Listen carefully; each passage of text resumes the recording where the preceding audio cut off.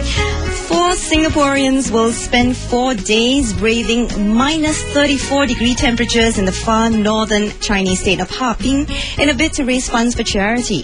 That's what the Breaking the Ice Challenge is all about. So join us, Joel and Pam, in the living room now as we find out what possessed these four individuals to brave temperatures close to Mount Everest peak and to create a sculpture the size of a car from a block of natural snow with nothing more than hand tools. The size of a car, my goodness. In fact, they will be flying the Singapore flag high at the Harbin International Snow and Ice Sculpturing Competition 2010 in an attempt to raise funds for Nam Hong Welfare Service Society, which will celebrate 10 years of providing free medical treatment to the needy and aged in society next year. The competition runs from the 8th to the 11th of January 2011 and is led by team leader Jeffrey, an award-winning ice sculptor and also a volunteer with Nam Hong Welfare Service Society. And Jeffrey is joined in Harbin by 3 members of the management committee of Nam Hong, all of whom we are told are amateurs when it comes to ice carving. So what is in store for these gentlemen, and what are they? Why, on earth are they risking hypothermia and frostbite for? And how can we support them? I guess that's the important question. And we find out more from from not only the world-renowned ice sculptor Jeffrey but also he is joined by Executive Director of Nam Hong Welfare Service Society, Leonard Lee, who is also the initiator of the Breaking the Ice Challenge, and he will be heading, of course, to Harbin early next year. Well, Jeffrey as well as Leonard, thank you so much for taking time to join us today. Good morning. Hi, morning.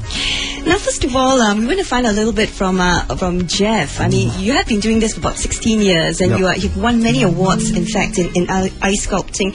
What got you interested in ice sculpting in the first place?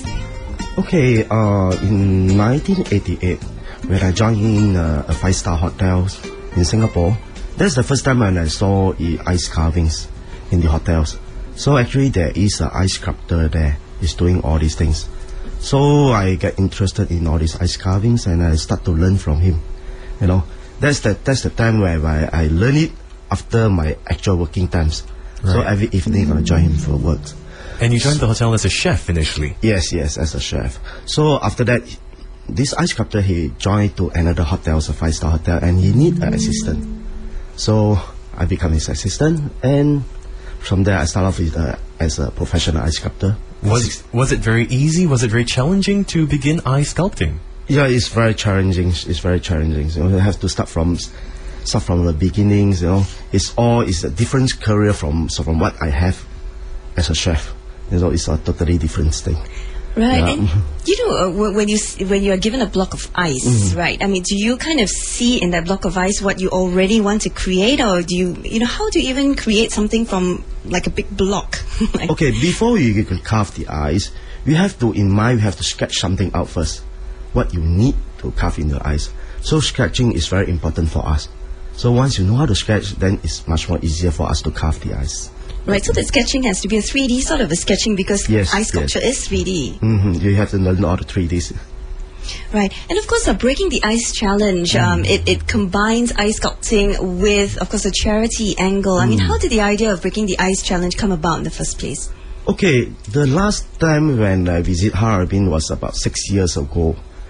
So this year, somewhere in October, the Foreign Affairs for Harbin, actually he invited me for participate in the Harbin's ice and snow competition next year. So I thought of, I need to see some of my old friends over there and then to meet more people over there. So actually at the times I'm looking for teams to go. So the first one I approached is Leonard, so hope that he can join me as a tour and maybe join the competitions. So Leonard come up with something new idea. I think Leonard is smiling already at this point. I don't know. I'm not so sure. Initially, to be honest, I wasn't really into going to Harbin, minus 34 degrees. But I guess the important thing over here is that most charities, today in Singapore especially, they're always finding new ideas to raise funds for their causes.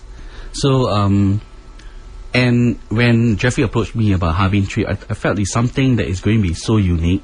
Okay, and on top of that, we're going to probably be representing Singapore, which is now confirmed we are representing Singapore, okay, in the competition. And so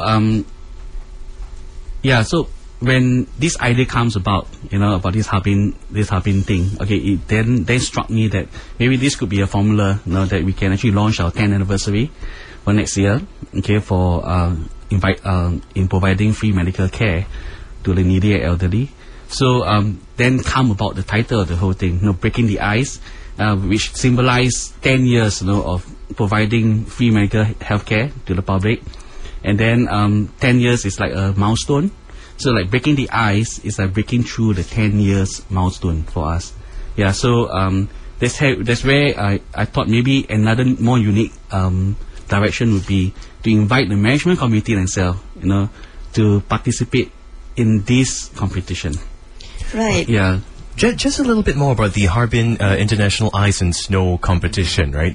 In the introduction, I was expressed a bit of surprise, and I was very impressed by how a lot of these sculptures are the size of cars. But looking at the photos that our friends have brought along, some of these sculptures that are being exhibited at the Harbin competition, they are the size of buildings and houses, and they're all made of ice.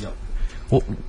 Tell us a bit more about the Harbin International Competition. Okay, the Harbins, they have a snow show during this January, and then you can see in the photo that they have a lot of buildings of ice, made of ice and snow.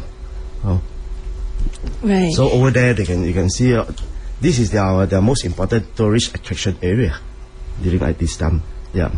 Right. And of course, being part of this as a team, I mean, 3 of your team members are, they are not professional ice carvers, right? As a team leader, Jeffrey, I mean, what are some of the challenges you face in putting the team together, especially working together for this international competition? Okay. This is not the first time I'm going to bring 3 amateur, because in the past I did bring some of my students there. Now, so I have a confidence to complete all these things with 3 amateur, because the most important thing they have to go through a lot of trainings. I'm sure that they can do it.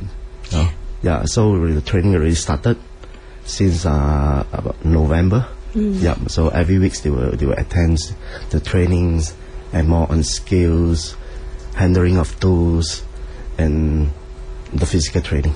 Yeah. Right. And Leonard, what has the training been like for you so far? I mean, what sort of things has Jeffrey been putting you guys through?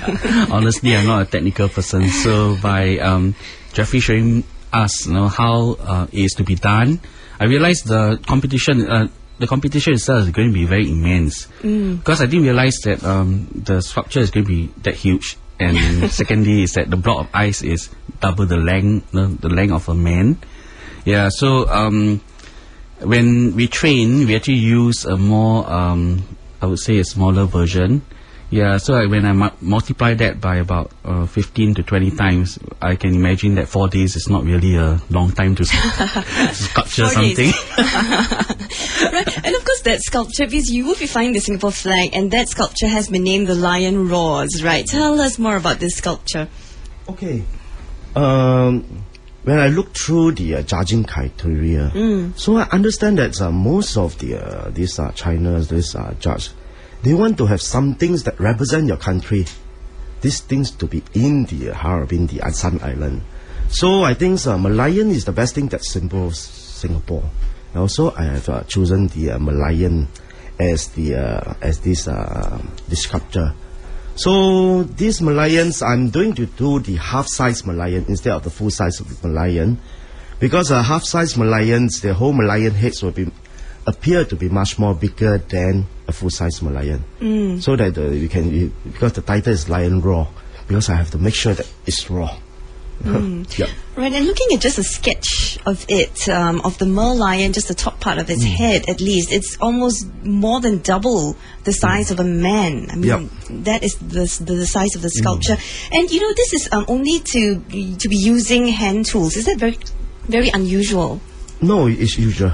Because in snow carving in Harbins is that you can't use any of the electrical. Right. And if you have you used electrical tools before? I've seen video of people using chainsaws to carve the ice. Is that something very common? Yes. It's common to use ice for ice carving, but this time you are going to use for snow. Right. I think the snow carvings. So maybe the whole snow will crumble. Snow carvings you are not allowed to use the electrical. So it's one of the competition rules. Yes. Right, and of course, all this is for a good cause, because it's not just about being part of the competition, but it's about supporting the work of Nam Hong Welfare Services. Tell us how we can support your efforts, because it is a big endeavour that you are embarking on. Well, I think firstly and foremost, we have to thank Yong En Enterprise, for getting some of the stuff ready for us. Like we have a Facebook now. We can those interested in what we are doing, you can actually log into Facebook, Nam Hong Breaking the Ice, or you can actually Google. Yesterday when I Google, it actually appears on top. Breaking the Ice, and then it appears on top portion of the Google website itself. And secondly, I think the most important thing is still the part about donations. We actually use NVPC's SG Gifts, as a portal for collection and donation for this event itself. So if anyone who is interested to support the cause of Nam Hong, you can actually log in to sggifts-namhong.org. Right, and the funds that are raised from this challenge, are they going to be channeled to a specific cause, or do they go to the general funds of the organization? Okay, basically the organization spends about 600 to 700,000 a year, to reach out to about 36,000 patients. Yeah, so definitely all the funds used will go towards helping the needy and the elderly in our society. Yeah, so yeah. Right, and of course, if you would like to support this endeavour, you can go on to NVPC's website, and you can make their donations via SG Gives, and that is how you can, no matter where you are in the world, if you're listening to us online as well, you are most welcome to make that donation. And of course, our Nam Hong Welfare Service Society will celebrate its 10 years of providing free medical treatment to the needy as well as the aged in society next year. And to begin that year, in January 8th to the 11th, these gentlemen will be up in Harbin doing this international ice and snow sculpturing competition 2010. Thank you so much, Jeffrey, as well as Leonard, for coming down to share with us about this, and all the best, of course. Thank you.